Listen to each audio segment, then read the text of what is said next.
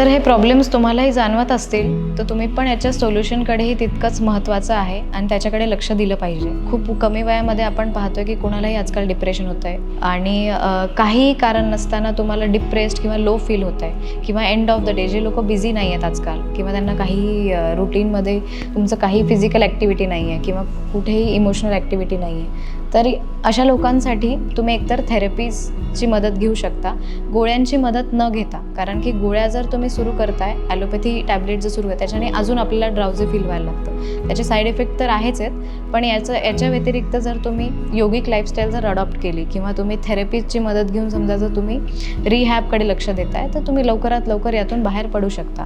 तर specific therapies आपण काय काय केल्या पाहिजे? आयुर्वेदामध्ये शिरोधारा नावाची ही थेरपी आहे जी आपल्या मेंटल रिलॅक्सेशनसाठी देता येते.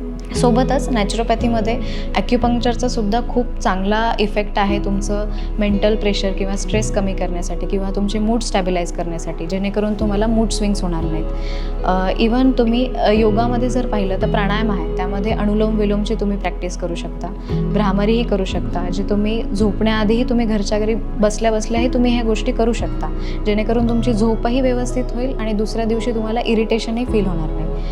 तर बऱ्याच अशा थेरपीज आहेत, जसं की आयुर्वेदामध्ये अभ्यंगम आपण पाहतो, ज्याच्यामध्ये पूर्ण शरीरावरती तुम्हाला ऑइल मसाजही करतात, मेडिकेटेड ऑइल यूज करतात. इवन तुम्ही ॲक्युप्रेशरचीही मदत घेऊ शकता. ॲक्युप्रेशरमध्ये असे काही पॉईंट्स असतात जेणेकरून तुमच्या पूर्ण डोक्यावरती प्रेशर जे आहे ते पण आपण रिलॅक्स करू शकतो. तर अशा थेरपीजची मदत घ्या ज्याचे काहीही साईड इफेक्ट्स नाही आहेत आणि लाँग टर्ममध्ये तुम्ही या थेरपीजची मदत घेऊ शकता.